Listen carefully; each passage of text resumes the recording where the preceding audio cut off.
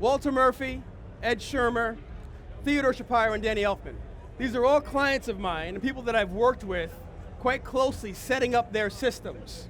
As a matter of fact, got a guy right there, Richie Raposa, who works at Walter Murphy. So if you ever want to get any back channel information on me, if I'm any good, talk to Richie.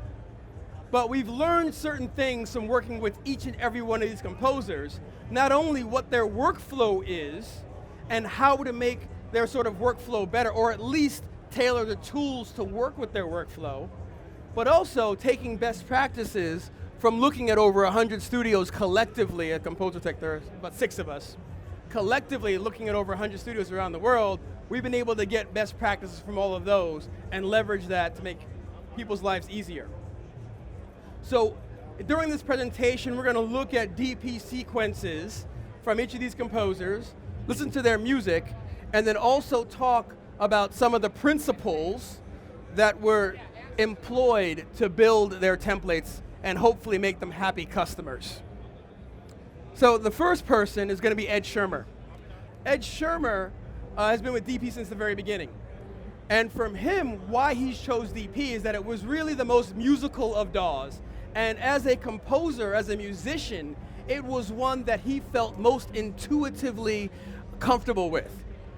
And I will say this, I do have a little bit of perspective because not all of my clients work in Digital Performer. Surprise, surprise.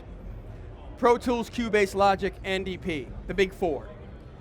But I must say that DP is the most musical as far as how you work with the interface, some of the editing commands, the conductor track. It is the most musical of all the DAWs out there. And again, it's going to be something that resonates with each one of these guys.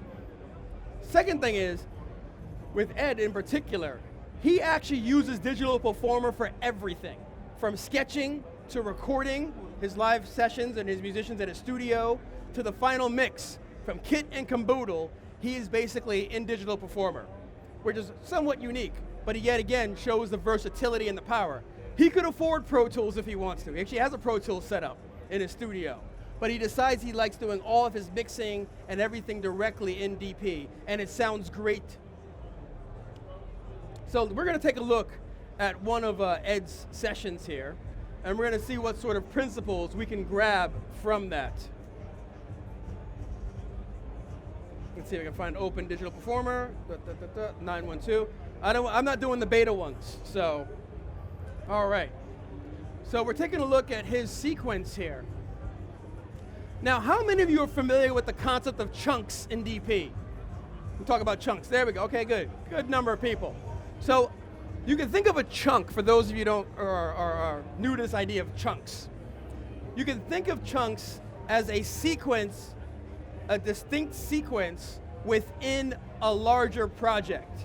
So for example, I can create a DP doc. I opened up this document, and this document actually contains a series of chunks. And they can either be sequence chunks, meaning it's a whole different sequence, whole different set of tracks, whole different set of MIDI, which I can basically move back and forth very quickly between. And then the second thing is, I can have what's called VRAC chunks. And VRAC chunks are groups of virtual instruments. So I can actually create what we call a virtual rack chunk and add my instruments directly in that. Now, why would I do that? And if we look at it over here in Ed's template, we actually have, I'm trying to bend this a little better, we actually have a series of VRAC chunks. And each one of these houses his connections to his virtual instruments. Now, he could have put all of these in one chunk, but he decided to split it out across multiple chunks. And the reason being, if I open up one of these, we can take a look, there's this Vienna Ensemble Pro, which basically connects back to an instance of VE Pro running on his PC. And for those of you who are not aware, Vienna Ensemble Pro is made by Vienna Instruments, and it is a program that's used to house virtual instruments. So you can actually offload all the virtual instrument processing, such as Contact or Omnisphere, in virtual, or your Vienna Instruments, if you're a Vienna guy, in Vienna Ensemble Pro, thus freeing up your DAW to focus on recording MIDI, mixing, processing audio. So it's a nice way to divide the labor up. using Vienna Ensemble Pro is a way to host all your virtual instruments on some beefed up machinery potentially, because you can run it on another machine. And then after that, you would then pull the audio back into your DAW, in this case Digital Performer, and then use that for all of your audio processing. But Ed did something curious here, where we actually have each one of these Vienna Ensemble Pro connections in a separate chunk. And the reason why he did that was for resource management. Chunks, you can enable and disable chunks. When you disable a chunk, you free up the resources that that chunk would have taken up. So you unload, let's say, the instruments out of memory. They are not running and processing audio in the background, which basically frees up resources for you to add more plugins or do more mixing or automate things. One of the concepts that I try and get across to my customers is you don't have to have everything available to you all the time. You don't need 30 zebras in your sequence waiting, because guess what? Every cue doesn't require 30 zebra instances, or zebra as they call it. Set up your favorite zebra presets and then disable them. And then when you need it, enable it. And you can use the 3 or 4 that you need for that particular cue. Same concept here, but done at a higher level using VRAC chunks, where I enable and disable what I need for a given cue, thus saving resources. Don't need choir? Turn off the choir and I'm done, and I can use that now for something else. It allows me to set up a larger template so I can have things available and ready for me, but it then allows me then to just pick and choose what I need for a given cue. And that's one of the great things in Ed's template. Let's take a look, actually let's take a listen to some of the music that is in this setup. Come in for a moment. Now I've turned the dialogue down just because.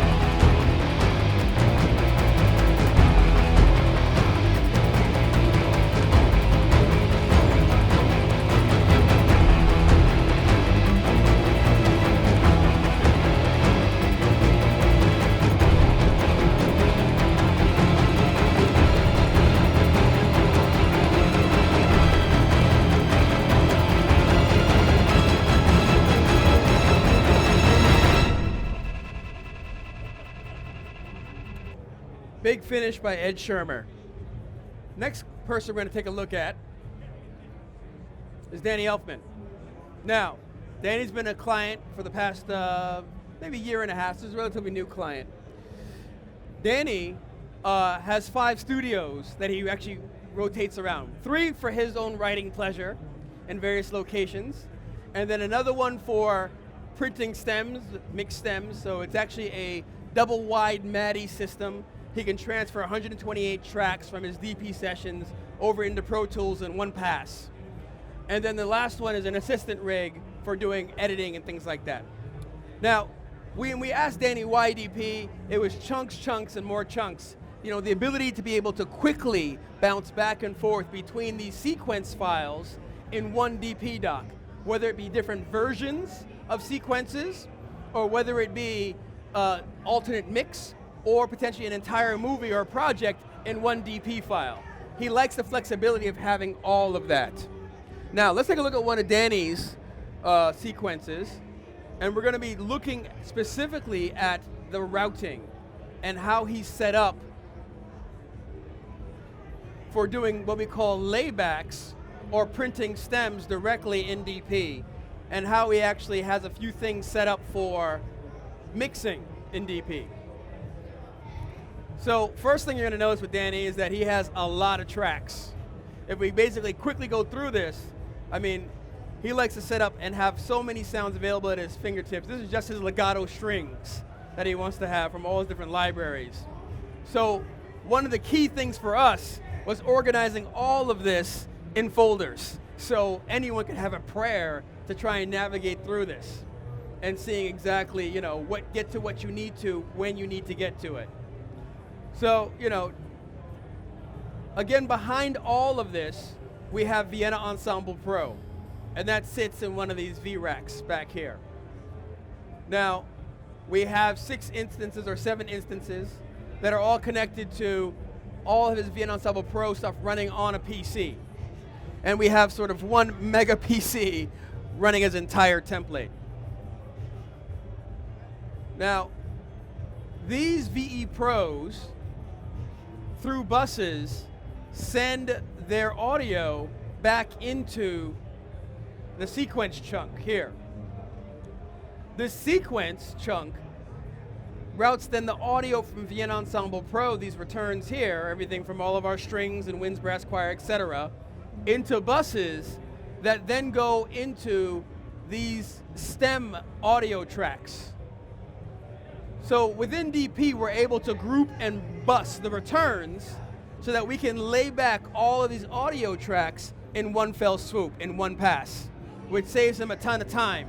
No more muting or soloing, trying to find tracks to create basically your stems. All of your stems can be laid back in one pass because of the way we actually grouped and bust everything. Now there's a couple other things I want to talk about in that not only do we have the Vienna Ensemble Pro being put into the particular stems, but we also have a V-Rack, one that's set up for his synths that he's running locally in DP, but we also have another one that's set up for just his reverbs. Now, because we're doing stems, we have to have a reverb for every stem. We don't want to have the string reverb end up in the brass track or the brass reverb end up in the woodwinds track. So what that means is that we actually have to have a separate reverb send and plugin for every single stem track. And we've put that in its own V-Rack. So the signal flow is VE Pro, MIDI goes into VE Pro flows back into these returns back into the chunk. If I look at the chunk here, this track here, string shorts for example, string shorts, the output of it is basically the bus, right? Which makes sense to go into the stem, but also it's doing a send to the reverb, to its own reverb. And that reverb is also outputting to the actual stem.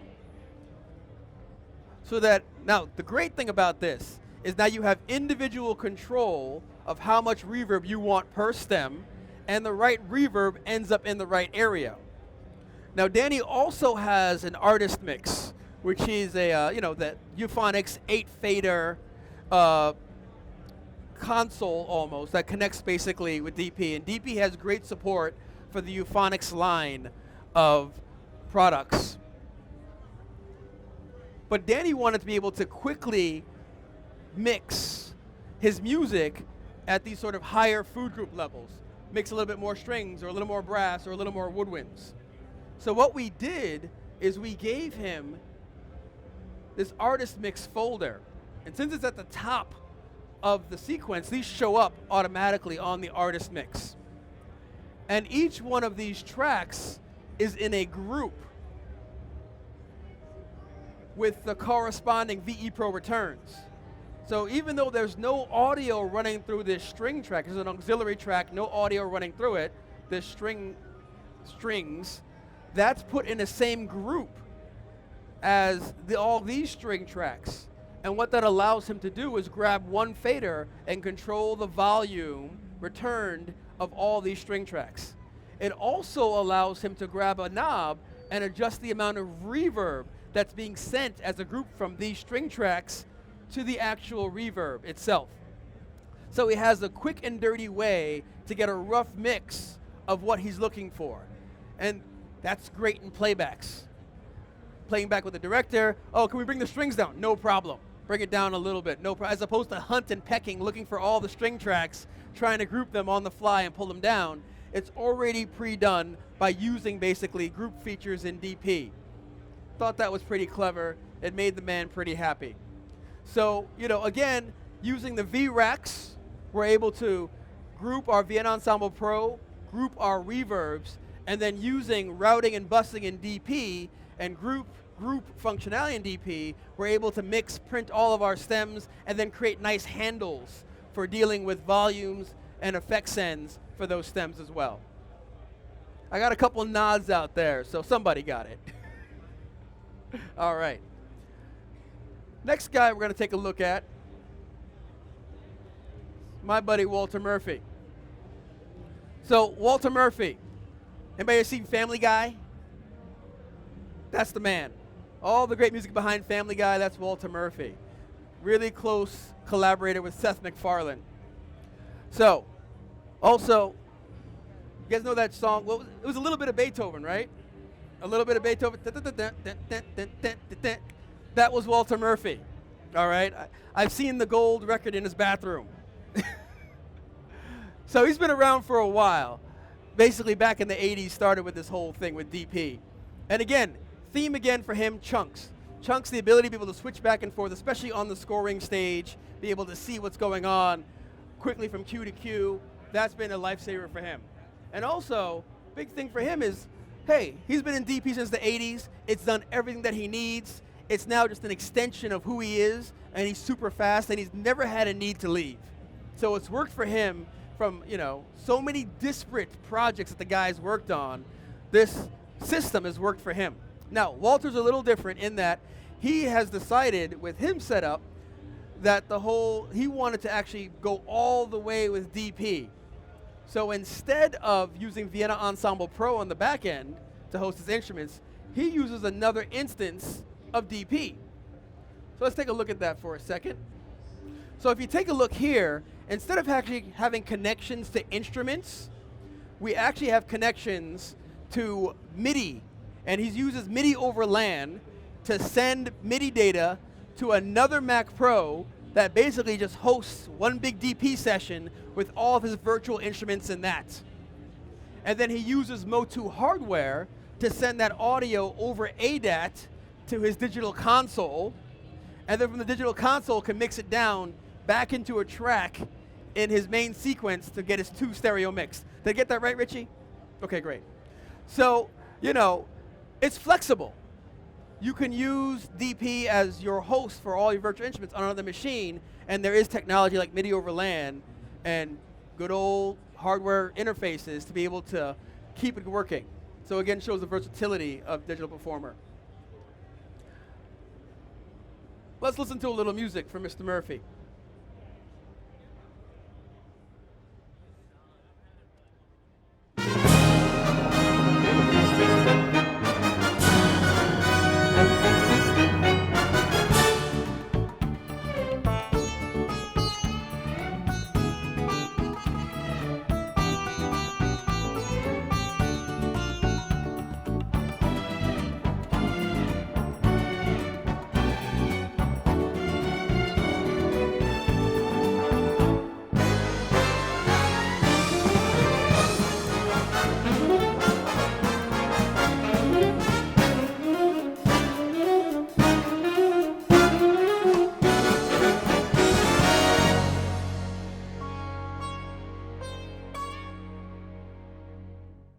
So there's a couple things that we can glean from Walter's track sequence. First thing, we talked about using MIDI over LAN to send basically audio back to another instance of Mo2. and sending all that audio back. So it can definitely work in a more hardware-based setup. Second thing is, Walter being Walter, he writes everything out for every instrument. You don't see a lot of ensemble tracks in his setup. So if he has 4 sax parts, you're going to see 4 sax tracks. And he's going to write out every single note, every run for each one of those sax tracks, right? And again, within DP, you can easily manage and organize all of that information here. Now, there's a few things that we actually gleaned as being techs for all these guys. There's a couple of features in Digital Performer that we find to be extremely friendly and useful. One is bundles. And bundles, if you can think of it, is like a layer on top of your interface, where you can give the ins and outs, your buses, everything friendly names in the bundles. Now, why is that important to have a friendly name? Not that important for the name, but what's under the name is a mapping to the actual physical input or output of that interface. So what that means is that when I move my DP session from environment to environment, and a lot of these guys have multiple rigs, because they have to write music wherever they go, even if that other rig is slightly different, we can make a mapping of the ins and outs so that same session will work in that new environment. For example, Alexandre Desplat, another one of our clients, has 3 studios, one in Paris, one in LA, and one in Mallorca, Spain. I know his life really sucks. But each one of them is a little different, but yet using the bundles functionality, we're able to make sure that he opens up any session in any studio and it works and sounds exactly the same. And especially since he actually has a few hardware runs for reverbs and things like that, it had to make sure that all the ins and outs were mapped correctly. So that's a great feature there. Chunks, again, for resource management, because it's really important that we're able to turn things on when we need them, turn things off when we need them. And the chunks really allows us to do that very easily. Video. Quite honestly, I have to say that DP is the best DAW for handling video. All of my clients that use basically DP host the video directly in DP. It's got flexible routing of the audio, so I can route the audio anywhere into a sequence chunk. If I want to be able to have a fader, auxiliary track, be able to turning up and down basically my volume or my temp track, easily done. If I need to send it out to a second set of speakers, easily done, because you can route the audio directly from the movie just like it was any sort of track. The second thing, though, is also support for Blackmagic devices. So if you want to be able to send a video stream via HDMI to that big TV, so you can have that great show and tell for the director, Digital Performer supports that natively. You plug a Blackmagic device, either Thunderbolt or PCI card, directly into your computer, and all of a sudden you have a dedicated HDMI stream to your large TV without taking up any hardware resources. So that's an amazing thing as well, and I've used that time and time again, much to the happiness of my clients. And then multiple interfaces. DP is the actual only DAW that I'm aware of that allows you to select and use multiple audio interfaces at the same time. So any interface that you have plugged into your computer will show up in the interface selection, and you can shift click or command click them and add them, and they will show up in the bundles as potential in and out points for you to route your audio. Now, why would you want to do this? I have a few clients that use a Pro Tools print rig, and they send all their audio, once it's collected in DP, they then send it to a Pro Tools machine for printing and mixing. So they use MADI for that, right? So we can send 64 channels of audio from DP to Pro Tools. I like using some MADI cards for doing that particular part. But say they also want to have an interface for inputs, a microphone or a guitar track or whatever, I can now add a second interface and I can use both in DP. One for ins and outs and one for sending to MADI, and I don't have to worry about buying a proprietary system to make them all work together or trying to use some hacks in the operating system to join all the interfaces together. It natively happens in DP, and DP makes sure that they're lock solid. So again, these are just some of the things that I've learned over the years and some of the features that we've employed to build out some of these complicated setups. So the last guy we're going to talk about this evening is Teddy Shapiro. Okay, Teddy Shapiro, Tropic Thunder. Secret Life of Walter Mitty, Zoolander 1 and 2. I can keep going on and on and on. But, you know, prolific composer. Most recently, Ghostbusters, the remake. Before that, Trump. I mean, I can keep going. But Teddy has a special place in my heart because when I got out as a poor student from USC, Teddy gave me my first job to actually rebuild his studio. And, you know, he's still using the same system today that we put in place 4 years later, 5 years later, geez. And we just talked about that. But DP, why DP? Again, it's musical. And Teddy's one of these guys that's going to jump from 7/8 to 3/4 to 4/4 to 5/4, you know, all over the place. And we're going to see that one of the cues that we're going to look at. And how DP handles the conductor track and his ability to quickly change tempo and change time signature is very intuitive and has really allowed him to realize the music that he wants to write. The other thing that he likes is the new features in DP9 that allow him to edit MIDI quickly. The ability to look at CC data and toggle back and forth between CC controllers and looking at the data. The ability to mute MIDI notes. Those are all things that he has welcomed to see in DP9 and has actually increased his throughput and workflow. All right, you guys want to hear a little music from Teddy? Here we go. The big fight from Ghostbusters.